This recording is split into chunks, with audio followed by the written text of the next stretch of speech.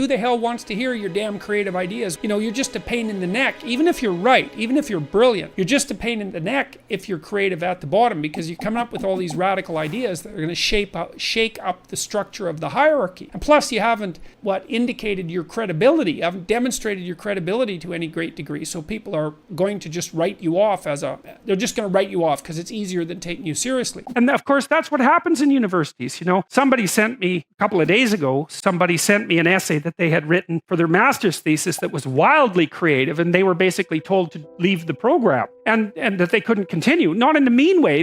What happened was that what they were thinking was so outside of the conventions in the discipline is that no one had any idea what to do with the essay.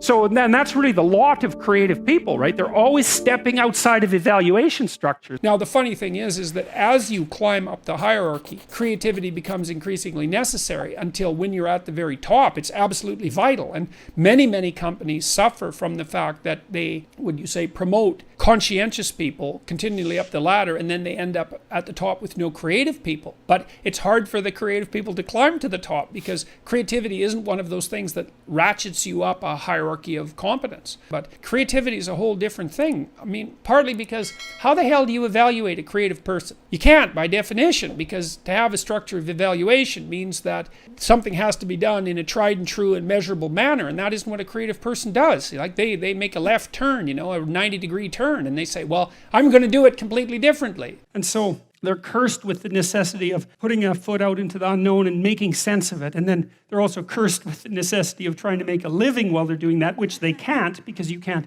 It's almost impossible to monetize creative action, as many of you who are creative will no doubt find out. It's very, very frustrating. It's not that creative action is without value, right? Because the creative people are entrepreneurs, and the creative people revitalize cities, and the creative people make things magnificent and beautiful. You just can't stand it. And you think, what's the economic value of that? It's absolutely incalculable. And so creativity is strange in that manner too, because it's a high risk, high return game. You're a lot safer in your life to find a functioning entity and to operate as a cog within it, as long as the entity keeps functioning. Because if you're creative and you go off on tangents all the time, there's some probability that one of those tangents is going to be exactly what is needed at the time, and you're going to become hyper successful as a consequence.